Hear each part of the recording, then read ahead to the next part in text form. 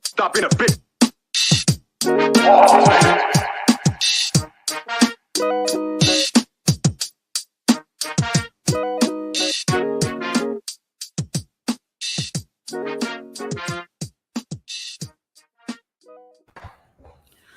All right, Lemonheads.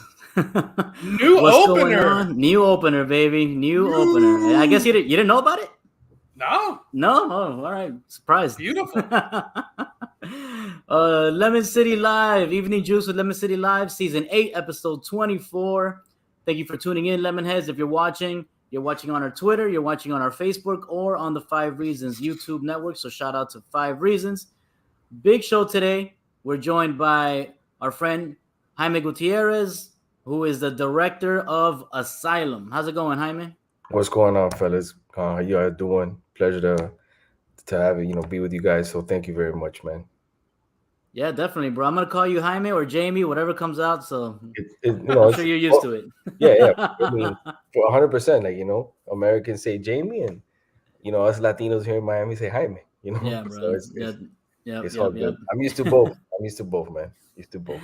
Good stuff, man. Good stuff. So before we begin, I just want to remind everybody that the show is brought to you by Intelligem, an internationally endorsed athletic cognitive brain training simulation that improves players' decision-making, game time awareness, and opponent anticipation.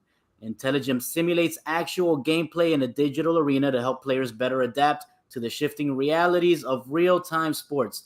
So go ahead and use Lemon City 15 to receive a 15% discount on all packages when you sign up, and we'll share the link in a second. All right, Jamie, let's get right to it, bro. The Asylum, it's kicking off this weekend, correct? Yeah, man, it kicks off this weekend, Saturday night at the Coral Gables Art Cinema. Big shout out to the Coral Gables Art Cinema for giving us a night like this, and starting on August 23rd, tickets will go on sale to the public for various showings at that same cinema throughout the weekend. I think all the way into like first couple of days of September. I think everything will be made public. But yeah, this week. All right, and where can people go to buy the tickets? So on the 23rd, like I said, Coral Gables Art Cinema will obviously make it public. You can go to the Coral Gables Art Cinema .com or Coral Gables Cinema, I believe that's .com is their link. You could go there, purchase tickets, and go check out a good documentary that obviously the city of Miami is kind of talking about right now. Yeah, man. So obviously, the Asylum is the nickname for the gym where a Miami High basketball team, came to fame and found all their glory. So yeah. How long have you been thinking about making this documentary? So, man, look, I mean, you and I spoke about this a while back, and you kind of like briefly touched upon it, and I told you, hey, it's something in the works. But yeah, it took 5 years, 5+ years, to basically get it to where it's at. Big shout out to every single team member, production team, crew member that made this happen. Big team that was able to capture this behind the scenes. But yeah, it took 5.5 years, to get to where we're at. It took that long because obviously we wanted to make sure that we got everyone that needed to be in the documentary. Like you said, it's very historic. It's a very historic place per se. It's a very historic story. Back in the days. The documentary is from 1987 to 1998, so it has like an 11-year run of the time that Shaky was there and Frank was there. So I mean, it captures all those years, which obviously, you're talking about 11 years. There's a lot of people who were involved in those 11 years. So, trying to make sure that everyone was part of it and the correct people were part of it. Why is the reason why it took so long, man? But, the anticipation is over. It's here. People have been enjoying the trailer, the clips, and all that stuff. That's amazing, man. So, like, just in case people don't know, you mentioned Shaky, you mentioned Frank. Yeah. Those are the former head coaches of Miami High. Yeah. Frank Martin, actually, he went on to become a famous college basketball coach, Correct. right? So what sort of like little nuggets did those guys drop on you that just kind of blew you away? I mean, well, look, we had Shaky. We interviewed Shaky. It was one day, Mm-hmm. and it took about say about 4 hours. We sat down with him because obviously he was kind of like the mastermind the whole thing. He kind of Yeah. helped start the thing. Of being this historic team. I guess the nuggets that he dropped per se were the ones of like, and which obviously people will enjoy in the film. It's just like Mm-hmm. at that time, a high school team was selling out a gym, that fit what maybe 1,500 people, and there was Mm-hmm. 2,500 people, 3,000 people just trying to get in. And there's like you'll see the many stories that people say there's people hanging from the Yeah. bars outside, trying to get in, and then their first championship or per se Shaky's first championship in the run in '87. Man, I mean, look, you had 7,500 people at a high school basketball game in 1987. Man. And it wasn't even in Miami. It was in Lakeland. Yeah. So to put into perspective, like at that time, what they were doing, it was crazy because 7,500 people at a championship game of high school basketball, where in '87 there was no streaming, there was no Facebook or Twitter Mm-hmm. or Instagram or live broadcast. It's either you're there or you're not, and to have all those people show up and ride, from Miami High, it was crazy. So it's a nugget that he threw in there. And as for Frank, just like the dominance of the two teams he had, like he had some he had some real deal basketball players, that he had. Yeah. Obviously Hansen was part of his crew. Brent Wright was part of his team. Blake in the last year was part of his team. So you're talking about guys who were ballers, like they were just flat out ballers.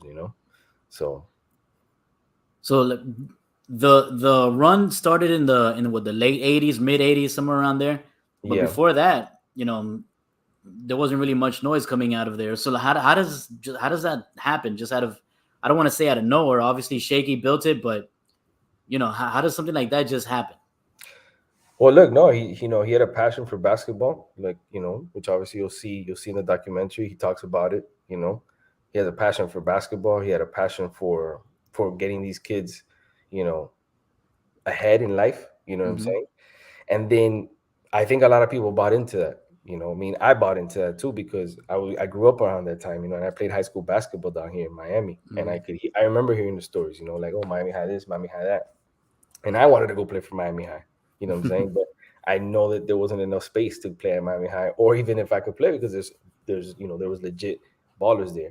So I think to answer your question, it just came about where he made it all out of passion, out of love for the Mm-hmm. city, for the school, and everybody bought in little by little, And obviously, he did end up with some pretty solid players, and I think, like you said, what started everything, and obviously you'll see in the film, is the birth of the Edwards brothers. Doug Mm-hmm. Edwards, Stephen Edwards, Allen Edwards.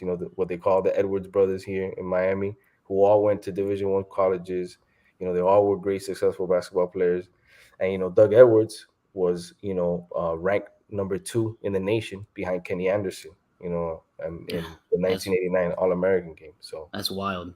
yeah, he was actually Doug was ahead of Shaq in that game. He was ahead of Shaq Wow. in the rankings. Doug Edwards was ahead of Shaq. So, it goes to show you how Yeah. like how great that team was, or those teams were. And it's crazy because Miami's known as like a predominantly football town. Everybody plays football, American football. Yep. So for Miami High to get, on the national ranks like that is it's amazing because there's not that culture of basketball. At least there wasn't back then, that culture of basketball coming out of Miami. So these kids, to build that program, they really must have had to put in a work and completely change around not only their own personal lives to buy into that culture that Shaky was building, but they had to build a new culture in that school, in that community, right? Yeah, no, I mean, look, like you said, at that time, football was king. Mm-hmm. I mean, football's, for the most part, has always been king, down here, I guess, until Pat Riley came and the Heat started Mm-hmm. dominating in the late '90s and stuff like that. But yeah, man, he had to build something, which is a good point that you say. Like some of those games, were being sold out, and some of those games had to be moved, to Miami-Dade North at that time, which had like 4,500 people. And Damn. you'll see in the documentary that they had games at the old Miami Arena, the old Miami Arena, which at that time was located in the overtown, Mm-hmm. area, and they would get like 10, 11,000 people in that arena. You're talking about an NBA arena. Yeah. So it just so much prestige and so much follow. And to mention, Miami High is the oldest high school in Dade County, and I believe it's the second oldest high school in the state of Florida. You know what I'm saying? Wow. So there was so much alumni, there was so much following, there was so much like kids and people who had graduated from that school, that when they saw, Shaky do what he did, and give him like national attention. I mean, after that, everybody just started following, and of course, when you have Mm-hmm. a following, you're good because everybody starts talking about you. And that's incredible, man. So, what's something that you learned during the film that kind of caught you by surprise? Man, look, I think what I learned was that, they were a family, man. Mm-hmm. They took care of each other. You feel me? They took care of each other from start to finish, no matter what. I mean, my coach, who was my coach here in high school, in Barbara Goldman, that's where I went, came from Miami High. Like he was part of the assistant coaching tree of Miami High. And I kind of like saw it firsthand from him coaching me. Mm-hmm. But you learn like some of these guys will tell you, man, like 25, 30 years later, they still talk to each other. you know Damn. they still go support each other. You know what I'm saying? Like they'll pull up at anywhere they're at, and be like, hey, how are you doing? Remember, this Miami High, there's a Miami High thing, it's a culture. You wouldn't understand it, kind of just like, you see UD post it sometimes. You see Frank talk about it, sometimes. You see like other players who came by there, and you'll see in the documentary, they talk about it a lot. It's like, it's a family that, brought you together and basically helped you get to the next level, or helped you become who you needed to Mm-hmm. be successful in life. And I think that's what you learn. I mean, I kind of knew about it, but then you really know, like, okay, this was real. This was real. It was true. The stories were true.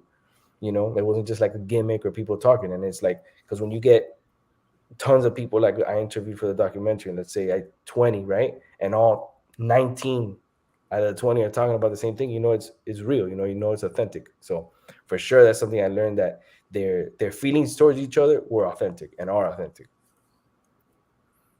Man, Achilles, bro, you're our historian here, man. You haven't said anything. Oh, come on, no, like I'm like a normal history, like a nerd. I don't know cool history like Miami basketball. All right. So, Jamie, if you are, I don't want to say ignorant, but if you don't know much about the history of Miami High, or Mm-hmm. about the history of the culture of basketball in Miami, Mm-hmm. why should you go watch this movie? What's in it for the average person that doesn't really know? Well, man, look, that's a good question, but I think what you'll find out is, well, one or two things, that both Shaky and Frank, Mm-hmm. um, they cared about kids. And if you have some sort of, heart, or you have like that human emotion of, damn, I like, you see a character on TV, or you see a character in real life, that you come across a colleague, and you say, I want to see that person succeed. you know it's Yeah. that type of story. It's like, it builds up where you're like, man, they're winning this and that, and I want to see that person succeed. And then, it goes over to Frank, they continue succeeding, and then, they get get allegations thrown at them about, like, oh, they recruited this guy, they recruited that guy. And then you see that, you know Mm-hmm.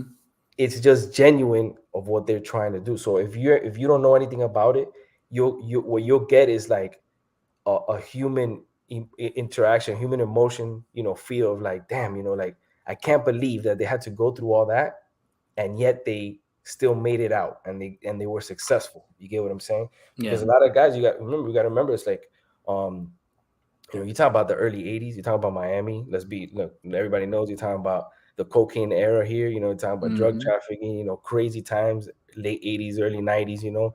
And a lot of those kids were coming from those neighborhoods, you know, where it's like, all right, well, what else do we got? You know what I'm saying? So to go through all that, you know, and then make it out and then get, you know, with the allegations, XYZ, whatever, and then 20, 30 years later, you know, like I just said, they're still a family, they're still together, they made it out, they're successful. You know, some guys became doctors, some guys became NBA players, some guys became NBA referees, some guys started their own businesses, all that. You'll get the human attachment from it. It's a sports story, you know, and it's a sports documentary, and you'll be like, oh my God, a dunk, a high up, chalk and trash. But at the end, you'll be like, damn, man, it's crazy what these guys had to go through, you know, just for people to see. And, you know, one of the reasons I told the story is because I think the good was never told. You know, like saying everybody was like, oh, they're stars, whatever, and then they got caught cheating or the allegations, this and that.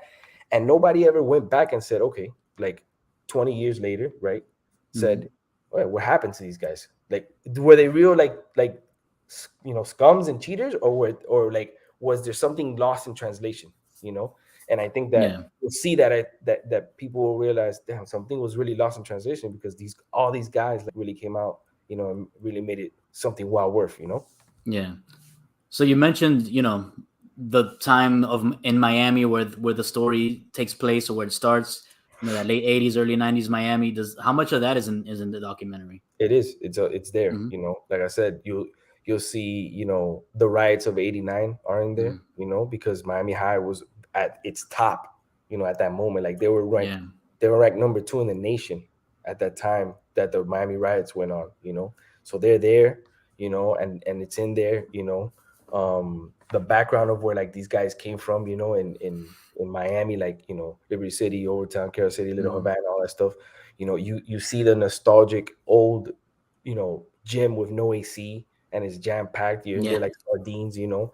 I think if you enjoy that, first of all, if you enjoy documentaries and you enjoy like you know, Achilles is saying like the historian type of archive or whatever, there's so much footage in there that you're gonna be like, holy crap, how the hell did these guys get this, you know? And I'm gonna say something. You know, obviously this is the first time obviously I'm coming on and I'm starting to promote the film. There's one person in the documentary, right, that's part of the archival footage that we ended up with, that you will not believe that he was inside the Miami High gym. You're gonna be like, what? That guy was in the gym, and we got him. We got him he's being interviewed. You know, he's actually being interviewed back in like 1988, 89. You know, and like you're gonna be like, what? Like it's crazy. Like who we ended up getting. You know, like archival footage that I don't think anybody has, because it was who helped us. And shout out to this one individual named Camilo Sass, who basically he called me up one day. He heard I was doing the asylum. And he's like, hey, you know, I heard you doing the documentary. I got 2 VHS tapes, right, that I shot back in the day. And at that time, you know, I'm like, you know, I got a lot of footage already, man. I'm like, I don't know if I need more. I don't know if I need more, man. And I told him, yeah, thanks, cool, man. Yeah, pass it to me. And man, you know, I said, you know what? Let me just digitize these 2-3 last tapes that I got, see what we got. And if I won't lie to you, if I would have never digitized those 2-3 tapes, there's about 4 pieces in the documentary that don't make you feel a certain way. You know what I'm saying? And that one person that is in that documentary was on that tape. And I'm like, thank God I digitized this tape. Damn. Thank God I digitized this tape. Yeah. What was the hardest piece of, you know, information or video archives or whatever that you got that was difficult for you to get? I believe it was probably, you know, probably the late 80s, early 90s, probably, because you remember, like on that time everything was VHS. Nobody stored anything. People just recorded and recorded over the VHS. You know, they didn't care. You know what I'm saying? It's like they didn't care.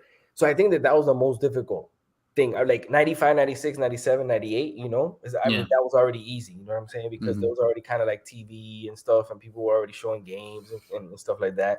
And so like the 96 through 98 where UD's there, Brand, Blake, Frank, I have a lot of good footage, you know, that's like, oh, okay, that was kind of easy. But like late 80s, early 90s, you know, especially with the shaky stuff, that was really, really hard, really difficult. But look, man, you know, rest in peace to Shaky, because I'll never forget, you know, he tells me, hey, man, look, if you really want to do this, you know, you have my blessing. And I have over like 20 or 25 VHS tapes that you could use, you know, that I just kind of Damn. saved, you know, throughout the years to, you know, just whatever, look back in this. And he gave me about, I told him, nah, you know, I won't take all of them. I think maybe took 15, maybe 15 VHS tapes, digitized everything. And the golden eras of those years were on there, man. We're That's definitely on there. awesome. Yeah, and Coral Gables Art Cinema, the reason that they took on the film was because the executive program director there, you know, appreciate Brenda, that's her name. She saw the footage and she was like, "How the hell did you guys get this?" You know, and she's like, and you know, she found it to be very like well, you know, told, you know, because of that old footage, you know, because Yeah. some you don't have that, you know. A lot of sometimes what I'm trying to say is a lot of documentaries usually have like used pictures and moving pictures and stuff. We actually got the footage. We got the film. We got the Yeah. footage, man. We got the footage. It's Man, crazy. that's amazing. Yeah, yeah, yeah. Have you had talks with any like city officials to make this sort of I don't know, some like official City of Miami history piece of archival something? No, I haven't Anything had. like that going on? No, I haven't had that conversation. You know, don't know. It, You know where yeah. it will lead. Look, I mean, look, man. I made the film Mm-hmm. for love and passion. You know, I didn't really make it to like, oh, I want to be this. You know, director, crazy. For me, it was like more like I wanted to tell a good story. You know, a Yeah. good story that I kind of knew and kind of was part of in some sort of way, and made it easy on me, you know what I'm saying? And I wanted to make sure it was told right. And like I said, I got the blessing from every single person in that film. You know, every single person in that film was like, "Yo, you got my blessing." And no, I mean, it just went from there, man. And you know, I mean, hopefully one day, you know, somebody will see it, you know, and be like, "Oh, let's make this, you know, like I don't know, like a staple of Miami since it was so Yeah. long." But for now, no. Look, one good thing that we're doing is that, you know, our proceeds that night, you know, that we run, we're gonna be donating, you know, Mm, all the proceeds to the Miami High Alumni Association, you know. Nice. So nice. yeah, so it's a way to kind of give back, you know. They gave to me Hmm. the opportunity to tell a story. I'll give back, you know what I'm saying? And I think at the end of the day, you know, that'll repay itself some way. That's what's up, man. That's what's up. So the trailer is out. The official trailer of the movie is out, right? It dropped Yeah, it dropped when? Like Monday. on Monday? Yeah, All Monday, right. and Monday, and everybody went crazy. Yep. Yeah, I've seen it on like 8 different pages probably Yeah, just man, nah, today. it's crazy. Everybody Yeah. tags me and says, "Yo, it's great." I've had people like DM me say, "Man, I can't believe you did this. It's crazy. I wanted to do this." Like, who are you? Where you come from? What Yeah. the whole thing for me, like a bunch of stuff, man. Which I appreciate, man. Like I appreciate. I'm Yeah. thankful for it. You know, I'm glad that we did it. I'm glad that we put it out. You know, because a lot of people tell me, "Oh, are you excited?" And this, I am. You know, I really Hmm. am excited, but I'm also relieved. You know, I'm also Yeah. Yeah. relieved Yeah, because five and a half years, that's a long time. yeah, Yeah, man. I'm man. also relieved because a lot of people would always ask, like, when is it coming out? I mean, you would ask me, Gus, like, when is it coming out? Yeah. When is it coming out? You know, even the people in the documentary were like, hey, when are you putting it out? I was like, soon, soon, soon, soon. And you know, it finally it's there for people to see, you know, the trailer, you know, and hopefully, you know, the film for many years to come. But I think you know, after you know, on Monday, everybody went crazy, man. Everybody, Yeah. and I appreciate everybody who retweeted and reposted it and commented, and you know that this just goes a long way. You know, it goes far. You know, for helping the film and helping the Yeah. audience and helping the people who worked on it. You know, because it's just not me. You know, I may be the face just because I'm the director and stuff, but there's a lot of people behind the scenes. You know, that did a lot of things. You know, that to make this happen. That's what's up, man. So if you haven't seen it, everybody, you can. I know it's on the Instagram page at the Asylum Film, so you can go ahead and Correct. check it out there. Where else can people go see the trailer if they haven't seen it already? Um, they can see it on my page at J Hmm. Gutierrez FIBA, you know. So and you can see that at the Asylum Twitter and Instagram. And I mean you can see it on a ton of other people's pages and Yeah, Instagrams that have yeah, reposted. No, it's true, man. It's true. Everybody, you know, I mean, everyone has I've even like like I've caught myself like, oh, let me just check what's going on Instagram, and I tap, on stories, and like the next thing you show up with the trailer again, and I'm like, oh, who's this? You know what I'm saying? It's crazy. Like I'm like the trailers everywhere. You know what I'm saying? It's like, I don't know, man. Like it did like huge numbers with just us saying, all right, let's just publish it. Huge numbers, huge feedback, huge everything, man. And I think it just goes a long way, from people supporting the film, being anticipated, being a great story, having the Miami High folks and association alumni, supporting it. You know what I'm saying? So it's a big deal. Are you gonna submit to any film festivals or anything like that? Yeah, we'll see. I mean, we're gonna talk with the team, and take it from there. I guess there'll be more interest, obviously. After this, I think there'll be a little bit more interest now, to see where the film goes. But I mean, definitely, there's in the works. There's plans to kind of put it like on a streaming platform, or maybe submit it to a film festival. We'll see. We'll see how we go. But other than that, I mean, yeah, it's finally out, basically, or it will be out, and you could go get your tickets, like I said, at the Coral Gables Art Cinema or coralgablescinema.com. And on the 23rd of next week, there'll be multiple showings across the week at different times. So people go check it out and, and take it from there, man. That's what's up, man. Jamie, man. Hey, thanks so much for joining us. Thank you, bro. Once again, where can people follow you again? My IG, J Gutierrez FIBA. There's at the Asylum Film, you can go check it out. The trailer is there, a bunch of other content pieces, got a cool piece there of like how the asylum used to be, or was back in the day, or what people thought of the asylum. A couple clips of UD also talking about the asylum, a couple of other players talking about the asylum. So photos too. Nice. Frank from back in the day, a bunch of stuff, bunch of different stuff. And it's still like it's a cool little spot, man. The actual gym, like if you haven't gone, I suggest you go. Right now, there's a Miami Pro League. I think it's still going on there. No, actually, they moved it. They wrapped up? Oh, it's not at Miami High anymore. Oh, this is the first year. That's whack, bro. Yeah, it's crazy. Where are they doing it now? They're doing it at Johnson and Wales at the okay. thing. Yeah. Center or something like that. Yeah. But no, I mean, it's the first, but yeah, they did it there for many years. They did. Yeah, man, it was there for a while. I mean, I went to a few games out there when my younger brother was working with Remy. Yeah. That was pretty cool. Yeah, man. Yeah, bro. So if you want to check out the trailer again, go check it out at the Asylum Film on Instagram, on Twitter, or go to Jaime's page at J Gutierrez FIBA. Great trailer, man. It's gonna get you hyped, and hopefully you'll go see the film in public. Man, I appreciate you guys, man. I appreciate the support. I appreciate everybody who's locked in. It wouldn't be what it is if it wasn't for the people, the audience. So we the team, greatly appreciate that. Everybody go check it out. I think you would like it. It is Miami. It's Miami.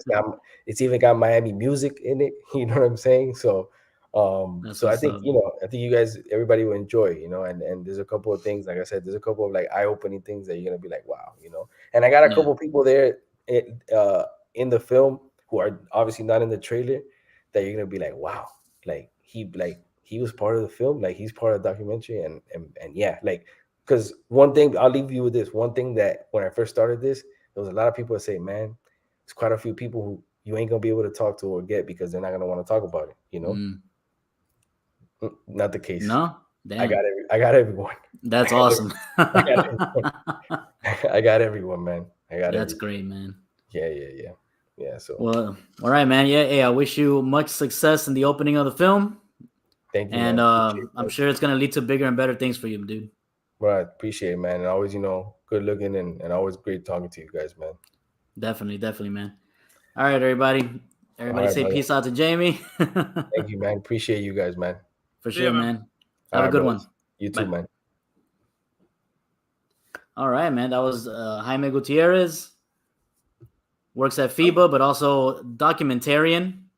I'm definitely stoked to see that. Oh, bro, I really want to watch that. I love the Coral Gables Art Cinema. It's such a great little theater. I go all the time. You know what I saw there? The Wall, that Pink Floyd movie. Yeah, I saw that there. It was awesome. Yeah, no, their midnight movie lineup is always great. Yeah. And you know what? I've actually been to a game at the Asylum. I completely forgot about that. Oh yeah. When I was at Pace, they played them my Oh. senior year, and there was like a group of like 10 or 20 guys, and we'd go to all the games. And we had to be escorted out of the building because things got heated. Oh. Okay, tell us the story, bro. No, like I said, we were just a bunch of shitheads that would go to the games and just make noise and be annoying. Yeah. And that's some people think that's funny, some people don't think it's so funny. But I'm like, because I vividly remember like the bars on the windows and stuff like that. I'm like, damn, man, that sounds so familiar. So I just looked it up real quick to like make sure that my brain wasn't complete garbage. And yes, absolutely went there and absolutely had to be escorted out of the building by police. Oh, that's awesome, man. And I'm pretty sure to this day they still don't have air conditioning in there because it was very hot. Yeah. when I went to watch those Miami Pro League games. Oh man. All right, so let's switch it up a little bit. I want to talk some Inter Miami, so I'm gonna bring on obviously our official Inter Miami beat writer. So many guests. Javier Guerrero. X gonna give it to you, baby. I don't have the sound. Edwin has that on his computer. Sorry, man. He hasn't uploaded it to our StreamYard yet. So he's slipping. He's slipping. He's slipping. Hey, he wants to keep everything close to his chest. You know what I mean? Close to the vest. Yeah. Oh, that's not good. That's not good. Did you guys do the phony and the juice? No, we haven't done it. We haven't done it yet. Yeah, it sounds like you got some loaded in the chamber. I have one. I have a couple that I'm thinking about. Yes, sir. All right. So then before we start talking Inter Miami, let's start off with a little phonies and who's got the juice. So who wants to go first? I'll go with the phony.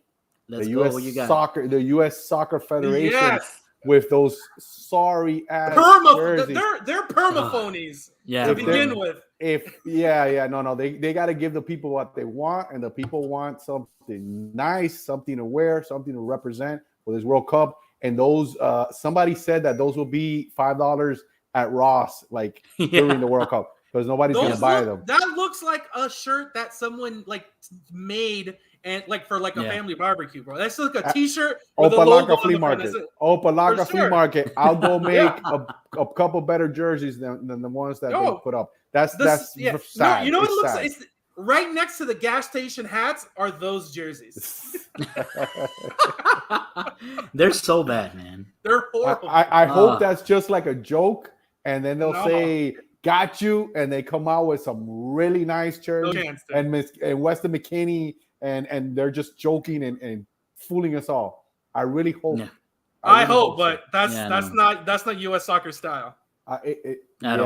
They need to give the power to the people, man. There's so many designers, so many people that can come up with a concept much better than that, and it's kind of sad. But do they just take whatever Nike gives them? Is that what's going on? From personal experience working for an MLS team, that's exactly how it is. The team can be as creative as they want, and at the end of the day, whoever it is needs a Nike is just kind of like, listen, bro, settle down. Here's 4 different shirts and 4 different collars and 4 different things, and then you figure something out with that. But U.S. soccer's lazy, and I guarantee you, Nike said, "Hey, you guys can save like $3 million if you just do this ugly piece of shit." And they were like, "Beautiful, bonuses all around for all the executives at U.S. Soccer. Let's do this, bro." And that's a $3 million saving. I believe it also, like in the travel clubs, you see all the teams with the same great warm-ups and you know what? No, you know what it is? I wish there was more originality. They opened the East Bay catalog and we're like, okay.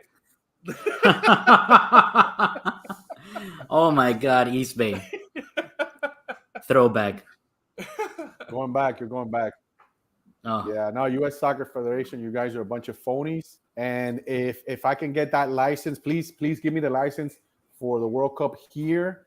And I'm going to be a billionaire with the jerseys, with the amount of designs and things you can come up with, the amount of money. The team's gonna be good this year, but in the next World Cup, they're gonna be home and they're gonna be stacked, and everybody's gonna be hyped, And if you come out with another crappy design like that, man, you're trying to kill soccer or something. I don't know what you're doing. A bunch of phonies. Seriously. That's what they are. A bunch of phonies. Yeah. Who's your phony, Achilles? It's also soccer related, but it's just Manchester United. From top to bottom, they're terrible on the field. They suck up talent and ruin it. No one wants to play for them. No teams will do business with them. Every team is just like, stop asking for our players. We don't want your garbage money. Get away from them. Like, they're offering $50 million for bench players. It was for like some Atletico Madrid guy, and they're like, no, bro, please back off. We don't need your money. Like, everyone is just dunking on them, dude. Yep. No one wants to play there. No one wants to help them out. They've been an abomination on the field the first 2 games. You get smoked by Brentford 4-0, bro. Like, come on, dude. What is happening there, man? I don't get mine. I'm just so we can keep the conversation going. Mine is also Manchester United related. But it's more Elon Musk claiming that he's gonna buy Manchester United. Oh yeah, Fuck just like here, just like he was gonna buy Twitter. Exactly. And everything else. Anybody who got excited about that tweet, bro, you're a phony. The people who got excited about the tweet are the phonies. Exactly. And that's Manchester United and their whole culture in a nutshell. Ever since they got American ownership, it's gone down the drain. But the Bucks are so good. You would think some of that would transfer over to United that has more money, and they can't figure it out. Football. But I'm just talking about from a money standpoint, bro. It's not. But Liverpool is also American owned, so yeah, exactly. I can't. Is it American managed? That I don't know.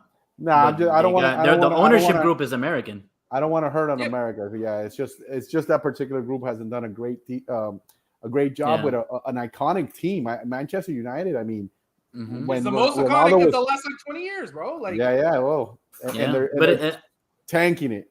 Yeah, but I don't know. They're trying to spend money and bring in players. They're just nobody wants to take their money. It's so funny. It's weird. What is it? Was it Adrian Rabiot? He was like an offcast from PSG and kind of plays for Juventus, and he's like, no, you guys need to give me more money. I'm not gonna fucking come there for regular money because this place sucks. He's just gonna like sit on the bench at Juve instead of go play for Manchester United. That's how there's so many guys like that.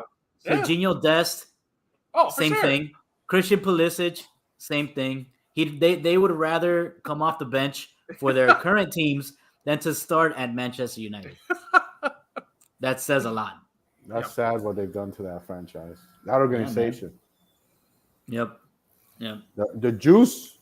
Who's got your juice? We're gonna stay with Inter Miami, and we're gonna stay with Pozuelo, and we're gonna name him like Edwin said, Paprika Pozuelo. Why? Because he's the spice. gives the team the spice. Ever since he got here, he's been cooking. He's got Gonzalo smiling, coming out in tweets, happy, coming out. That's the greatest achievement of his career. Is to turn that guy from a sourpuss into. Well, let me tell you something. Let me tell you guys something. This week, I went to have an interview with Stook. So before that, they had Gonzalo speaking. They had Henderson speaking, and that's the best interview I've ever seen Gonzalo have. He was candid. He was earnest. They asked him some really good questions. He was very honest, and I was shocked how open he was in his responses because he's usually measured. Yeah. But it was really good. It was really, really good. And he said he was motivated. Like someone asked him about his play early in the season, and one of the things he said, he's motivated now because now he doesn't have to go down and create. He says now I can play number 9 what I've played all my life. I can just be the number 9. And look at it. And he's in shape and he's motivated. And look out, man. Anything can happen. I don't want to be a big homer, but it's just that I really since the beginning of the season established that you said they're winning a championship this year, bro. That's right. That's on the record. I'm gonna tell you something. I don't want to take too much time, but I'm gonna tell you guys something. They asked him that, and I asked Bryce that. They asked Gonzalo, and Gonzalo believes that they can win a championship. That he says you set the goal and you go for it, and if you don't make it, but you gave it all you got, then you're good with yourself. I asked Bryce, And I told him, Bryce, do you guys really believe that you can do this? And he says, yes. He says, we're one of the top 3 teams at home. With the home, one of the top 2 teams in MLS with a home record. We get in. He said, look, last year, New England Supporter Shield out first round. Yeah. In the playoffs, anything can happen. It happened to Philly. It happened to Philly too. They go in hot.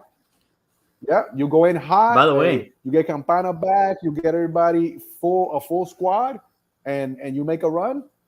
Let's go. They're already in the playoffs already, right? As of today, so that's a good start. That's what's up. By the way, if you haven't heard Xavier's interview with Bryce Duke, it's really good. It's on our podcast streams right now, wherever you get your podcasts. If you follow us, it's there.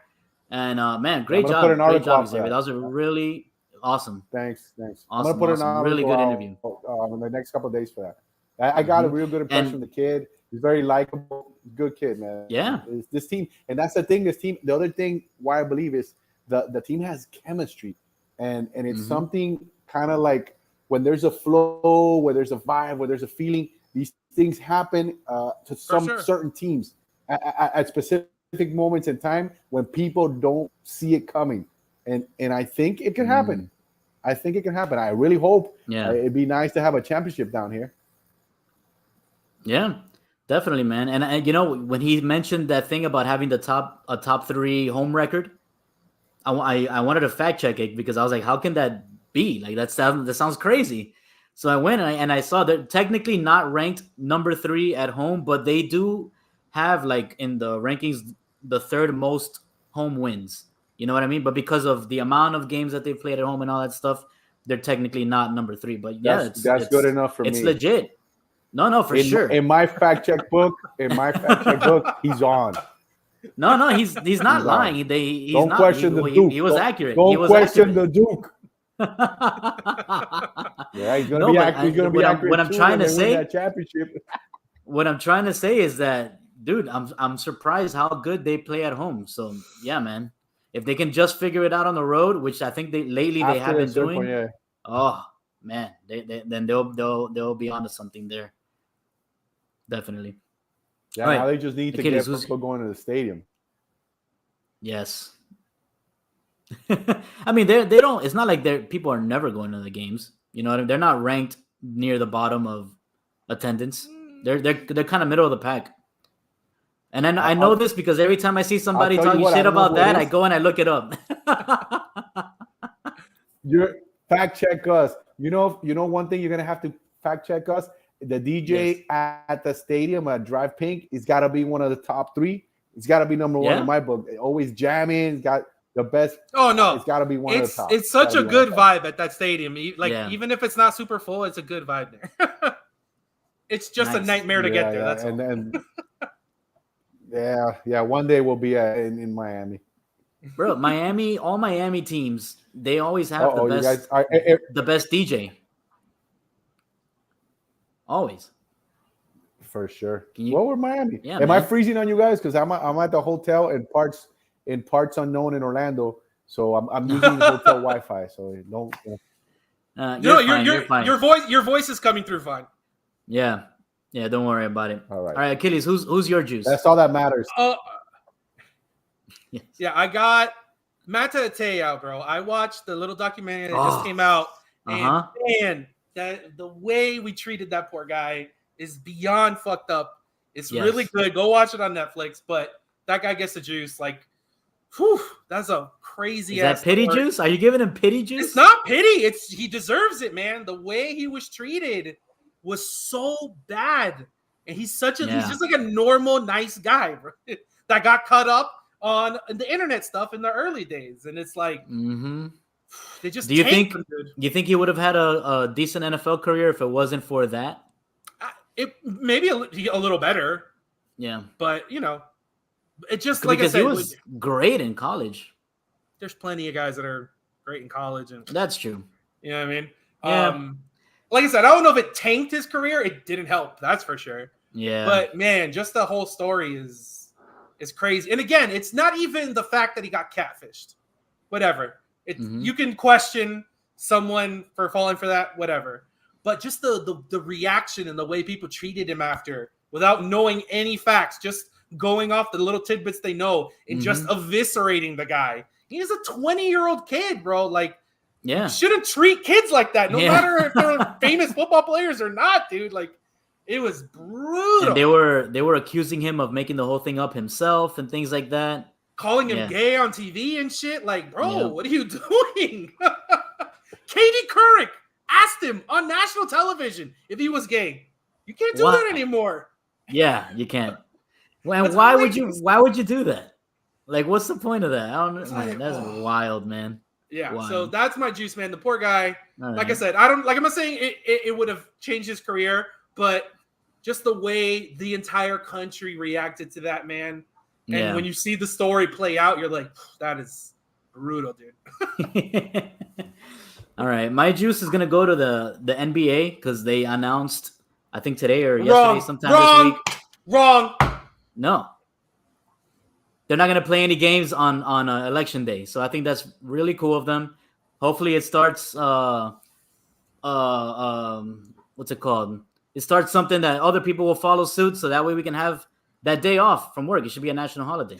Listen, if you're choosing to watch basketball instead of vote, you're not going to vote anyway. Let's put it that way. Once workplaces start to do that, fine. But I don't want to hear that. That's just see, they got you, Gus. They got the little PR nugget out of you. But they didn't put no heat on Christmas. The Heat are barely on national TV. Oh. They're throwing us in Mexico. Like, cut out of here. We're gonna talk. All right, perfect transition because that's on my notes, bro. Why do the Heat get snubbed year after year, dude? We just were one shot away from the finals. We don't get opening night. We don't get Christmas. What the fuck? It's been finals. Yeah, finals. Miami bias. You go to the finals. You get knocked out in the first round, but you still make the playoffs, and you're one shot away from the finals, and nothing, dude. It's ridiculous. I don't want to say things that maybe might not be politically correct, but like maybe the rest of the country looks down here and they see they see Cuban people doing well, great businesses, Colombian like minorities flourishing. Yeah, we got some bad stuff, but like down here everybody gets along. We have a fusion of so many things, and we do so well, and we don't care about. Is it a Miami fusion? It was, and now it's an Inter Miami. Yeah, I just think the rest of the country looks here and says, shit, all these stereotypes and all this garbage we're always talking. These people are making it work. The economy's booming. The people are living great. They do whatever the hell they want. They play their salsa music. They talk loud. Like, we hate those people. So I don't know. Or maybe that's just me feeling that way. No, Miami bias is real. It's 100%. Yeah, 100%. People like government officials have from other parts of the country have called Miami a third world area. That's literally come out of government officials' mouths. It's fucking ridiculous. Absolutely. NSA has everybody's home bugged over here in Miami. For sure. Oh, for sure. For sure. And listen, then they listen to a lot of merengue, a lot of bachata, and they're trying to understand what people are playing and stuff. So they're trying to figure us out. We're aliens to them. How do these people? The NSA, they just want to know how do they breed? How do they have money? Bad Bunny. You know what? I was on the drive over here today. I was driving the U-Haul truck, and I'm one of those guys that say, I'm not like a big bad. I'm an older guy, so if I'm listening to Bad Bunny, people are gonna look at me funny. But no, I listen to music. He owns the world. It's catchy. Bro. Don't get me started. He's the number one person on the planet right now, bro. Well, it's catchy, and there's some talent to it. It gets you. It gets you. You don't gotta tell me. Yeah. I've been on the Bad Bunny train for a long time, my guy. It's catchy. I preach the gospel of Bad Bunny everywhere I go. I wouldn't go that far, but I wouldn't pay large amounts of money for that. But I'm an old guy. But I'm not going to pay $150. It's great. Yeah, I enjoy. Yeah, I'd rather put it on Spotify, whatever. I hope. I listen to it, and I think there's talent there. And then it's catchy, it's fun, it's good music. But this show is about sports. My bad. You know what? I'm gonna change my juice to Bad Bunny because because he got you. His concert. You let him get to you. No.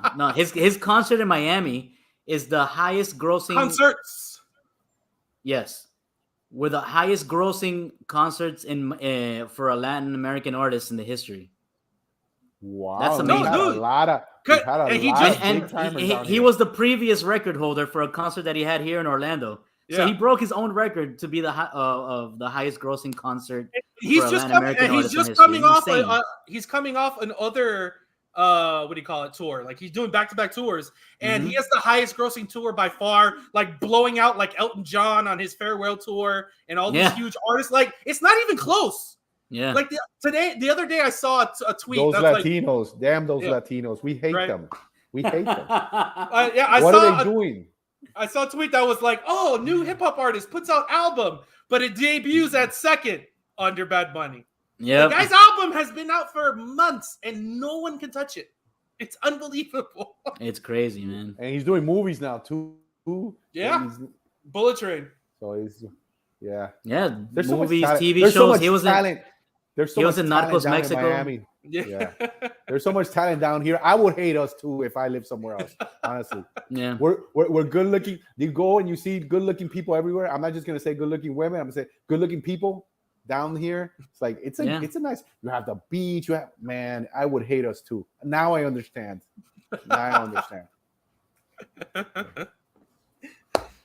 Oh man, definitely. So that's that Miami bias. Miami Heat always getting snubbed. It's not cool. I don't know what they're gonna have to do, bro. They're gonna have to the only way they can overcome that is to win the championship. And still, then I wouldn't be surprised. With a Jimmy Butler dunk and his new dreads flying all over the place.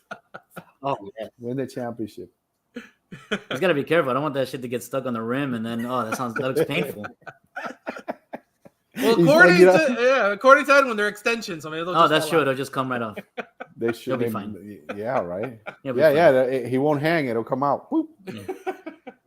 Oh man! All right. Speaking of the Heat, right? They didn't make any moves this offseason, really. Right? Is that a bad look for them? Should we be worried as Heat fans? Like I think Xavier and I are on the same boat here. I don't want Kevin. No, I don't want exactly. Kevin. Yeah. Don't send the farm. And you know what? Larry, no.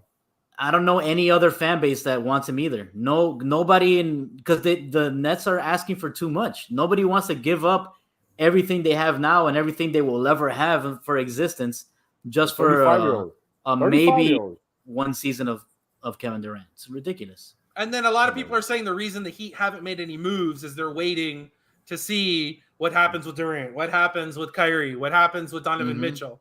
And that to me is a bad look. Like you were the number one team in the East. You were a shot away from the finals. I understand. Oh, we need to get the whales, and all we do is sign stars. How about you have a good team? How about win a championship and stop worrying about that bullshit?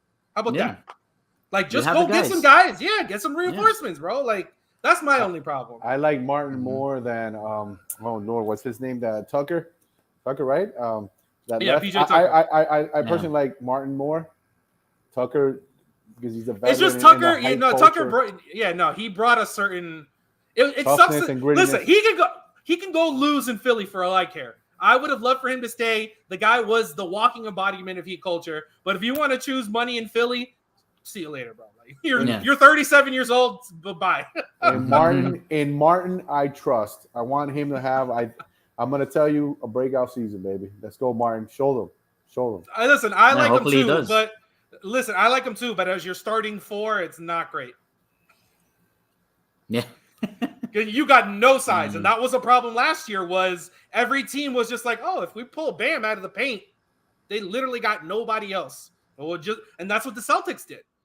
They got Horford can shoot threes. 7 yards. I think we got so we're not going to be so bad because they see the young guys that are going to. Yeah, I like Yurtseven too, but he's not a defensive like stalwart. You know what I mean? He's a good offensive guy. And again, I mean, if you put him at the 5, all he's got to do is get rebounds. Don't expect him to be a shot blocker or anything like that. Rebounds, dude. That's assists. He's a good. But to me, that's what the team was missing in the playoffs. Was because Dedmon was hurt and playing like garbage when he wasn't hurt. Yeah. You just need someone to stand there, block a shot or two, and get 6 fouls. Because, like I said, all the Celtics had to do was, the Heat switch everything. So we'll just get Horford and we'll put him in the corner, and either Bam has to guard a guard and he's not in the paint protecting it, or he's out making sure Horford can't hit the threes because the guy can hit threes. So the paint was just open. So Jaylen Brown and Jason Tatum were just having a field day because there was literally no one down there to protect the paint. That's why I think it's important to get another big. You mentioned Jaylen Brown. I had read some sort of rumor linking him to Miami. Well, listen, anytime a player's a little disgruntled, they're automatically associated with Miami because that's just Miami bias. It's the Miami bice. It's like that's like a reverse bias. Yeah, literally any player whose contract is coming up, is expiring, or seems disgruntled, like, we heard Miami. Bienvenido a Miami. Bienvenido a Miami. Welcome. I would much rather have Jaylen Brown than Kevin Durant. I like Achilles. I agree with him. Yeah, he bullied you into changing your opinion, but I agree with a lot of things he says. I like Jaylen Brown more than Jason Tatum. I've said that on this show. We said it during the playoffs. If that's the guy that you get rid of a lot of people for, okay. I'll take him in Miami. Take him in Miami at a heartbeat. Over Durant too. Over Mitchell. Definitely over Kyrie. Like, keep those people out of here, bro. They have bad attitudes. He looks like he kind of has. He does kind of have that little Miami vibe too. Like he does a lot of grunt work. 100%, man. He's an awesome defender. He's super athletic. He's gotten better at shooting every single year. Like, he outscored Jason Tatum multiple times. Like, Tatum sucks. Speaking of personnel changes. Speaking of personnel changes. Inter Miami, they released Jairo Quinteros. All right? Yes, sir.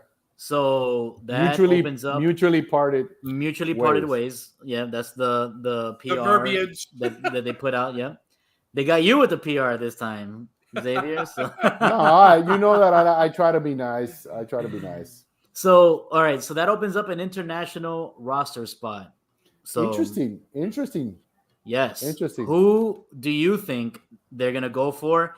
Is there somebody that's gonna drastically improve their chances to get into the playoffs and make a deep run this season? If I gave you a specific name, I'd be lying to you because I don't know. I'm not as well connected as some of these people here that get some inside information. But I can tell you a couple of things. One with Jairo, I think he was a center back. The very first time I saw him, he's like 5'9". Yeah, he was a small. I was surprised too. Yeah, very, very small center back. I've seen it work. I've seen it work before, but I've seen it work with center backs that are super fast. He wasn't super fast for me. I've seen it work with center backs who are super athletic. In Colombia, Ivan Ramiro Córdoba was a guy that was really small, but he had such hops that he would jump over guys that were 6'3", 6'4". He would jump higher than them. So you need to have a combination of special skills, if you're going to make that work. And I didn't see in him. What I did see in him was a very tough, gritty player. And I always thought to myself, I never wrote it or anything because there wasn't much to write about him. He barely played. But I always thought, why doesn't he play defensive, midfield? Because that's where I think the international slot, if, they use it, should go. Why? Because Gregory is he's the glue to this team. Because Gregory, not only has he improved his play, he's playing, really, really well. He attacks, and then he's in every defensive play. He's in every defense. Yeah. He puts out fires all over the field. That guy is all over the place. He's got heart, personality. He's a very important player for his team. But he's a walking yellow. He's a walking yellow. So that can hurt the team if they're making a playoff run and he can't play. Who plays his spot? Yeah, you put Malta, but then you readjust so many things. You don't have another guy like him. So if you get me an international player that has that type of level and can be a defensive player too, or a combination player, or a combination player because he's basically playing like an 8, but he destroys naturally, then I think that's where they could go, and I think that's where they should go. Before they got Pozuelo, I had been writing saying, hey, this team needs an attacking midfielder. You need another attacking midfielder. I always gave Bryce Duke his props because I saw him ascending, but you needed a little bit of that paprika. You needed that experience because Bryce is still growing, and Bryce is growing now even at a faster pace with a guy like that. because he sees them, he talks to Bryce, he tells him stuff, so he's going to elevate his game too. But defensive midfielder, if you're looking for international, that's where I would go. Do I have a name? I don't know. If I hear something, then we'll put it out there. But I don't know. But that's, I think, where they should go. Is there somebody that you would like to see available at this moment? Oh, I haven't scouted. But we'll have to check. I'm a big, and I've said it so many times, I'm a big South America because you can get very, very good young players at reasonable prices. And not just especially at that position. Especially at that position. You can find a destroyer in South America, Central America, easy, bro. and now they're not just destroyers because they're two-way players. And not just South America, we're talking about the Caribbeans, Haiti, Jamaica. Yeah, for sure. Caribbean, you have lots of good players, and even you go into Central America, so you can get something. You can get good young players for a reasonable price. That's what I think. But obviously I prefer South America because I think it's the best level of soccer on this side. Yeah, this side of the ocean. But the midfield, that's where I would go. Yeah, like the Union did that the year I was there. They picked up a guy named Jose Martinez, just some Venezuelan guy. No one had ever heard of him. People weren't even sure he was going to play. And he's become one of the best defensive midfielders in the league. Just some dude from Venezuela. That's it. Because there's so much talent, especially at that position, that you can find someone. Yeah. No, people flourish, especially given an opportunity to make dollars and take that money back to your country. You're banking and the life stability here. So many, having your family and then having the opportunity eventually maybe even staying here to coach or to live. Yeah, people will come in. And then Miami, forget it. That's the easy. That's an easy move.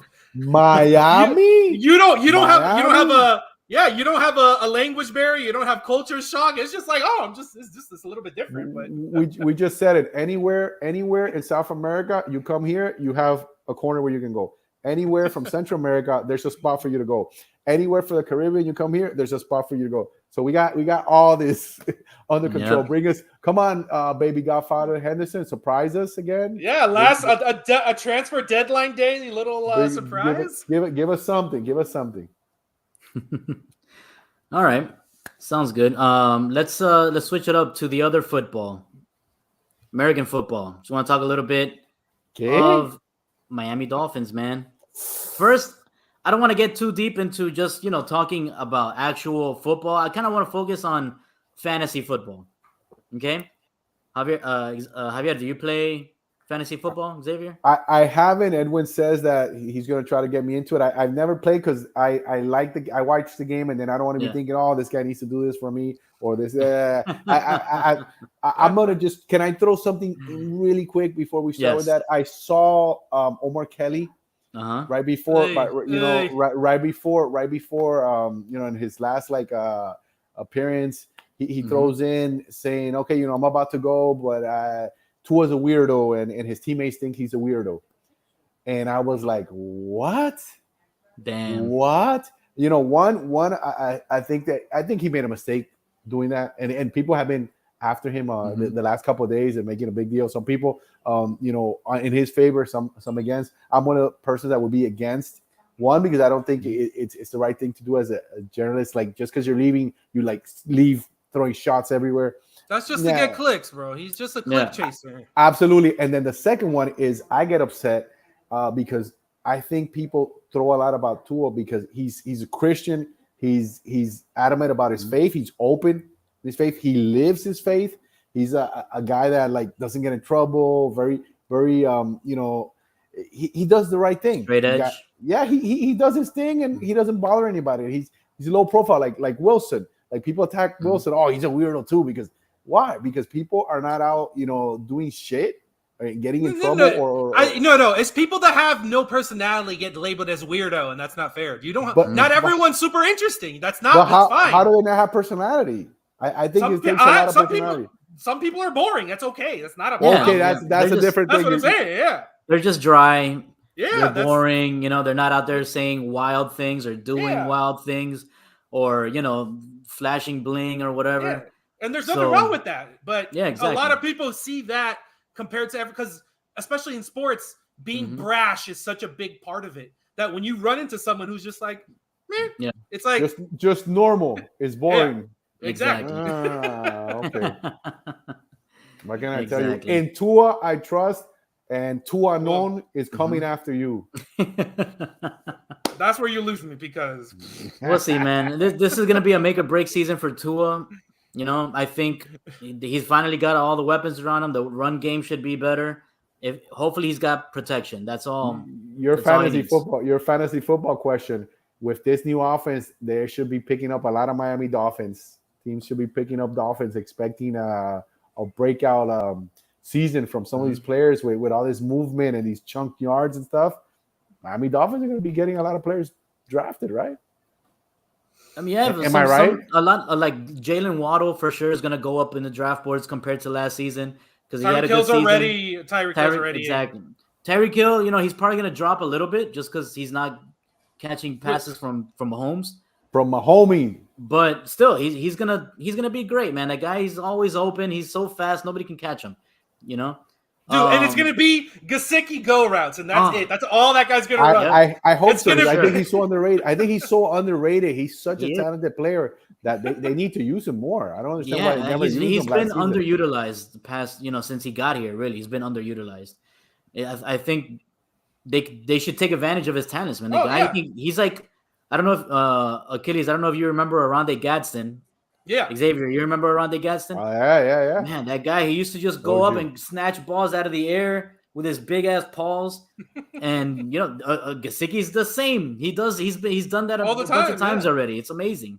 I'm telling athletic. You, every pass play is just going to be double slant and go route, and that's it. And they're going to be like, I dare you guys to try and stop one of these people. You're making me have flashbacks when we used to have a guy by the name of Danny Marino, and then he used to have Mark Duper and Mark Clayton, and the ball would go 50 yards, and we would play the sorry ass Jets, and in the last moment we'd bomb it and we'd win the game. And you know who I used to hate? Wesley.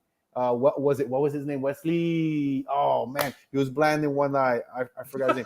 From the Jets. It was an amazing receiver, and he would always have the greatest game. He was a white guy. No, he was black. Wesley. Then I don't know. Wesley. No, you're thinking of Wayne Corbett. Wayne Corbett. That's what I'm thinking of. Wesley. Oh my God, I can't believe it. Because the first thing I think is Wes Welker, but it's not. His name was Wesley something, and I cannot remember. Is there any Jets stinking fans? Wesley Walker. Well, I think it was Walker, right? Google it. I think so. Yeah. Yeah. Yes, Wes Walker. The Lions Jets receiver. Yeah, he played. He was blind in one eye until '89.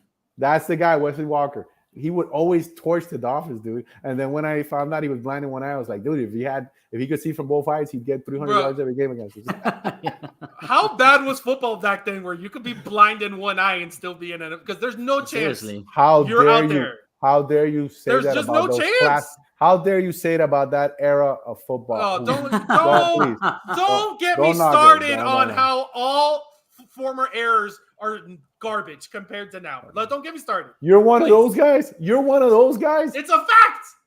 Human evolution, bro. Like, back then, if you were offensive lineman, you were like 6'2", 220, bro. Like, get out of my face. There's safeties bigger than offensive linemen were 20 years ago. Doesn't mean they're better players. Of course it does. It just means they're bigger. They're bigger, stronger, faster. Exactly. Bigger, but doesn't mean they're better players. Okay, put them on the field and we'll see who's better. Oh, you can't. These guys are older, like in the 70s. But you can't compare like that because these guys they wouldn't have grown up with all of the nutrition and. I agree. That's my thing. Is you can say that you like the game better than that for their era they were great. But when people try to tell me that guys from the 80s or whatever would even stand even remotely a chance, of course they would. Dan Marino in this era, all the records he would own every single record. He blasted the record books back then when they would grab and then they were. Now the receivers, it's you touch him, they're like, ow, and it's a foul. Come on, man. A lot of things have changed. The game has gotten softer too. The game has gotten a lot. It's just like basketball. So the evolution has also gone in another direction. No, and then people go with no one played defense back then. They just hit. That's not playing defense. I don't want to hear about in the 80s and 90s people play defense. So the Bears didn't play defense in '85. So but for the Giants with Lawrence Taylor and yes, Carson, for their era they were great, and you could say that for their era they were better than any team that plays now. That's fine. But just Lawrence Taylor would translate to any era. Reggie White would translate to any era. You say that. You say that, but it's just not. Well, go back. You can even go back. You can even go back to Jim Brown. That guy was huge. He was fast. You're saying that guy wouldn't be able to play in this era? No, you're making it that's like saying Jim Thorpe could come back and he would still be the best track athlete. Jim Thorpe couldn't qualify for a high school team. And he may be the greatest athlete to ever live. Jim Thorpe, at that point in time, you're comparing everything, that the training regimen, the food, and the conditions. Okay, and Jim Thorpe, with all the food and the conditions and everything that these guys get now, he would trash these people too. Yes, he would. We're not comparing the same thing, but let's leave it at that. Let's leave it at that and say that football's great, because I know you don't like football. Oh, well, yeah, no, I don't like football. That's besides the point. I still can't believe that. It's boring. I gave you the reasons. Yeah, no, that was one of the best shows. That you were like Gonzalo in that other interview. That was you there. That was like one of the best I've ever seen. You were on point. Oh my God. All right. Before we end the show, I got on this day. Woo! Yes, I know you've been waiting for this one. In 1966, wow, Willie Mays takes second place on the all-time home run list. Did it clean. Yes, sir. He was like a little skinny guy, too. It's always impressive to see him, that he was such an amazing hitter. He's not like an imposing dude. He was just like a great athlete. Yep. Would he transcend to this era, Katie? No, dude. Would his greatness transcend to this era? Fucking the Sandman would bury him every at bat. He would not understand how to see 100-mile-per-hour sinker, bro. Like, no, he'd just be like, ah! Oh, God. I got another one. I got another. Do something. Yeah. Go ahead. On this day, what happened? In 1973, Willie Mays, again, he hits his 660th and last home run of his career. Oh, man. On the same day, just like multiple years later? Yeah. That's awesome. It was meant to be. Two Willie Mays on this days. This should be Willie May on this day. Willie Mays Day? Yeah. August 17th. Every August 17th. It's Willie Mays on this day. I love it. Oh, man. Let's get a petition going. Get it to Biden's desk, bro. Let's do it. Oh, for sure. All right. I got something else for you guys, though.